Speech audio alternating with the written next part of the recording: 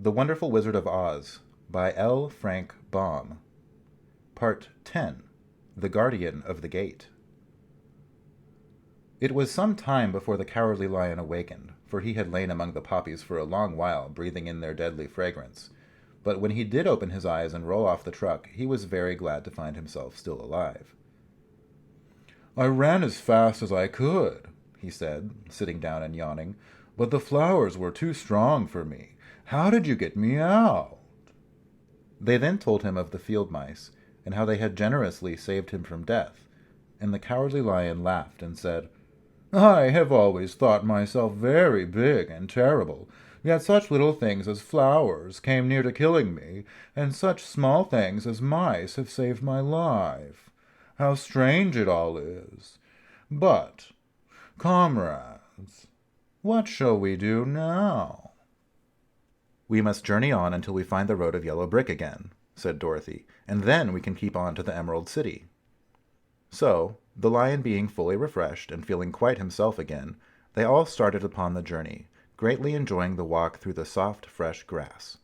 And it was not long before they reached the road of yellow brick and turned again toward the Emerald City, where the great Oz dwelt.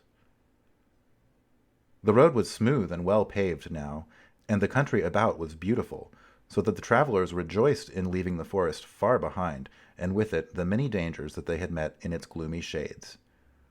Once more they could see fences built beside the road, but these were painted green, and when they came to a small house in which a farmer evidently lived, that also was painted green. They passed by several of these houses during the afternoon, and sometimes people came to the doors and looked at them as if they would like to ask questions, but no one came near them or spoke to them because of the great lion, of which they were very much afraid. The people were all dressed in clothing of a lovely emerald green color, and wore peaked hats like those of the Munchkins. "This must be the land of Oz," said Dorothy, "and we are surely getting near the Emerald City." "Yes," answered the Scarecrow. "Everything is green here, while in the country of the Munchkins blue was the favorite color. But the people do not seem to be as friendly as the Munchkins, and I'm afraid we shall be unable to find a place to pass the night." "I should like to eat something besides fruit," said the girl, "and I'm sure Toto is nearly starved. Let us stop at the next house and talk to the people." So, when they came to a good-sized farmhouse, Dorothy walked boldly up to the door and knocked. A woman opened it just far enough to look out, and said, "What do you want, child, and why is that great lion with you?" "We wish to pass the night with you if you will allow us," answered Dorothy, "and the lion is my friend and comrade, and would not hurt you for the world." "Is he tame?" asked the woman, opening the door a little wider. "Oh, yes," said the girl, "and he is a great coward, too. He will be more afraid of you than you are of him." "Well," said the woman, after thinking it over and taking another peep at the lion, "if that is the case, you may come in, and I will give you some supper and a place to sleep." So they all entered the house, where there were, besides the woman, 2 children and a man. The man had hurt his leg, and was lying on the couch in a corner. They seemed greatly surprised to see so strange a company, and while the woman was busy laying the table, the man asked, "Where are you all going?" "To the Emerald City," said Dorothy, "to see the great Oz." "Oh, indeed!" exclaimed the man. "Are you sure that Oz will see you?" "Why not?" she replied. "Why, it has been said that he never lets anyone come into his presence. I have been to the Emerald City many times, and it is a beautiful and wonderful place, but I have never been permitted to see the great Oz, nor do I know of any living person who has seen him." "Does he never go out?" asked the Scarecrow. "Never. He sits day after day in the great throne room of his palace, and even those who wait upon him do not see him face to face." "What is he like?" asked the girl. "That is hard to tell," said the man thoughtfully. "You see, Oz is a great wizard, and he can take on any form he wishes, so that some say he looks like a bird, and some say he looks like an elephant, and some say he looks like a cat. To others he appears as a beautiful fairy, or a brownie, or in any other form that pleases him. But who the real Oz is, when he is in his own form, no living person can tell." "That is very strange," said Dorothy, "but we must try, in some way, to see him, or we shall have made the journey for nothing."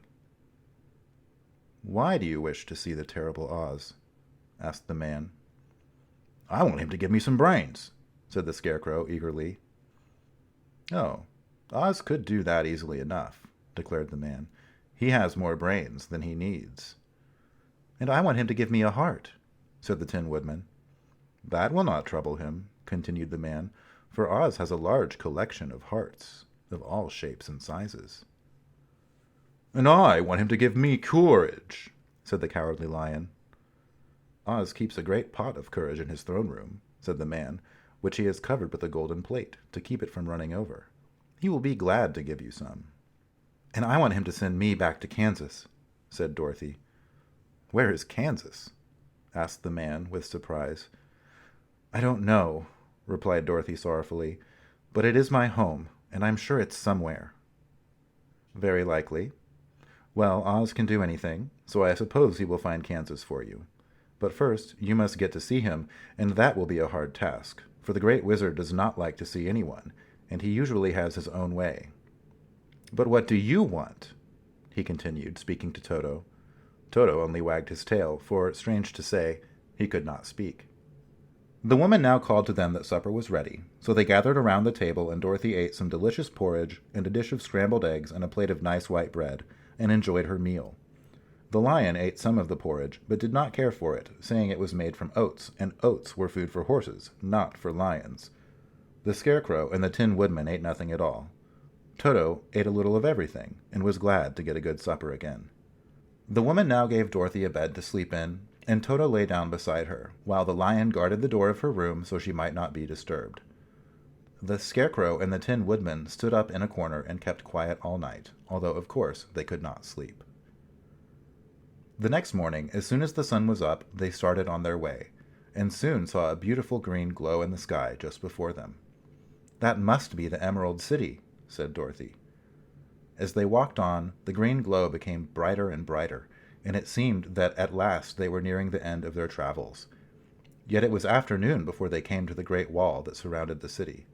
It was high and thick and of a bright green color. In front of them, and at the end of the road of yellow brick, was a big gate, all studded with emeralds that glittered so in the sun that even the painted eyes of the Scarecrow were dazzled by their brilliancy. There was a bell beside the gate, and Dorothy pushed the button and heard a silvery tinkle sound within. The big gate swung slowly open, and they all passed through and found themselves in a high arched room, the walls of which glistened with countless emeralds. Before them stood a little man about the same size as the Munchkins.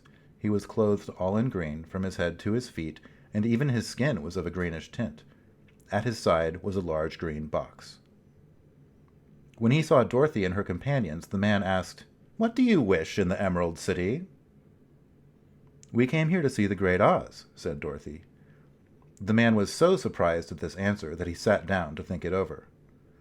"It has been many years since anyone asked me to see Oz," he said, shaking his head in perplexity.